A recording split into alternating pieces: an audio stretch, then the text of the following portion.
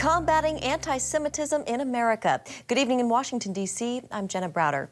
That was the focus at the White House today. Second Gentleman Doug Emhoff convening a roundtable of Jewish leaders to discuss the rise in anti-Semitism across the country. Joined by leaders from the Reformed, Conservative, and Orthodox denominations, all making the case no one can remain silent in the face of hatred towards Jews. For more on this, we're joined by CBN White House correspondent Abigail Robertson. Abigail? That's right, Jenna. As the first Jewish person to be married to a president or vice president, the second gentleman says the growing problem of anti-Semitism is deeply personal to him, and he believes no one should be silent on the issue. There's an epidemic of hate facing our country. Emhoff says the roundtable is only the beginning of the conversation. Let me be clear. Words matter. People are no longer saying the quiet parts out loud. They are literally screaming them. But right now, it's right in our face. What's happening now is it's visceral, it's real. According to a 2021 Pew Research poll, more than 9 in 10 U.S. Jews surveyed claim there is at least some anti-Semitism in America, and 3/4 believe there is more anti-Semitism now than 5 years ago. Globally, a 2018 CNN poll revealed 1 in 20 Europeans said they'd never heard of the Holocaust. Of those who have, a third indicated they believe the Jewish people used the Holocaust to advance their position or to achieve certain goals. And 28% responded Jewish people have too much influence over global finance and business. The American Jewry is a little over 2% of the American population, and we are the targets of 63% of all religious-based hate crimes in the United States. Rabbi Abraham Cooper tells CBN News there's been a recent explosion of anti-Jewish hatred in the U.S. coming from influential people like the rapper formerly known as Kanye West, and he warns words matter. We're already a community that spends a lot of its resources to secure the safety of our Jewish schools, of simply walking to synagogue on the Sabbath. You coordinate with the local PD. And he says he welcomes the conversation hosted by Emhoff, but thinks Democratic leadership needs to do more. I also still await action by the Democratic leadership against members of the squad who have, from the congressional bully pulpit, expressed anti-Semitism and paid no price whatsoever for it. And leaders at the White House today said for far too long, people have not taken anti-Semitism seriously, and added that the time to act to curtail the surge is now, because later will be too late. Jenna? All right, Abigail Robertson for us at the White House tonight. Thank you, Abigail. And here now for more, Johnny Moore, president of JDA Worldwide. Johnny, welcome. Good to see you. So the second gentleman is taking on this initiative to combat anti-Semitism. How important is it that he's taking this on? It's critically important. I mean, there's no room for politics when it comes to combating anti-Semitism.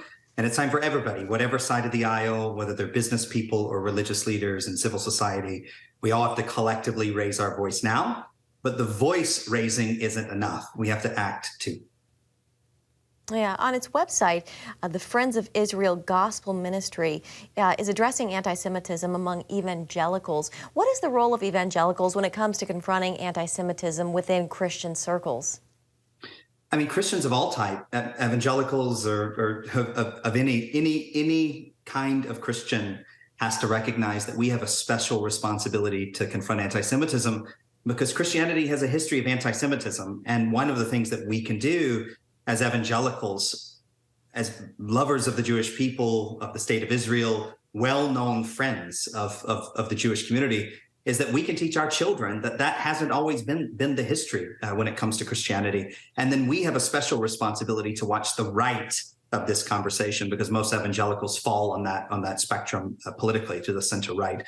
It's not enough to feel good, to have a sentimental feeling about our Jewish neighbors in the Jewish community, about the state of Israel and attacks on the state of Israel, BDS and these other things. We have to actually do things too, and that begins with education. Can you point to any evangelical pastors or leaders who are leading the way here and setting the example, Johnny?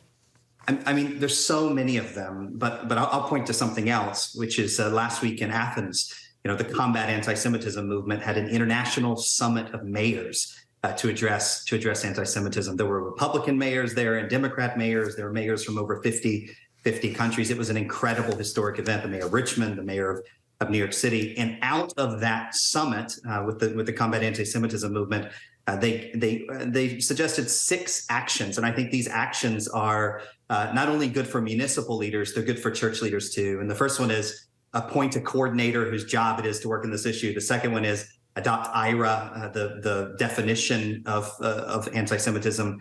Number 3, allocate resources towards bringing the communities together.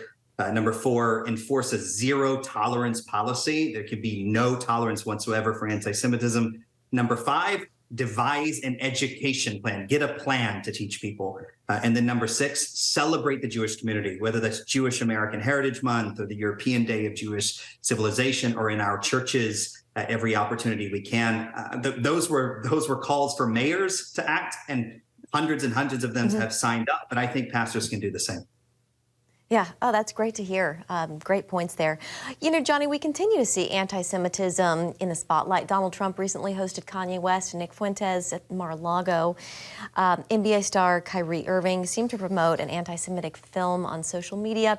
Emhoff said he doesn't want this to feel normal. But Johnny, is anti-Semitism becoming more and more normalized in America? Yeah, I mean, the fact of the matter is that these things creep in on us. In many ways, anti-Semitism has never left us, but every time a well-known figure engages with anyone who's anti-Semitic, it causes harm. It's a inexcusable action, whatever side of the aisle that it happens on. But I think we need to alert our own antennae to it, because a lot of people have a history of anti-Semitism in their own communities, in their own hearts, and we need to educate ourselves on this issue, and now is the time to start doing it.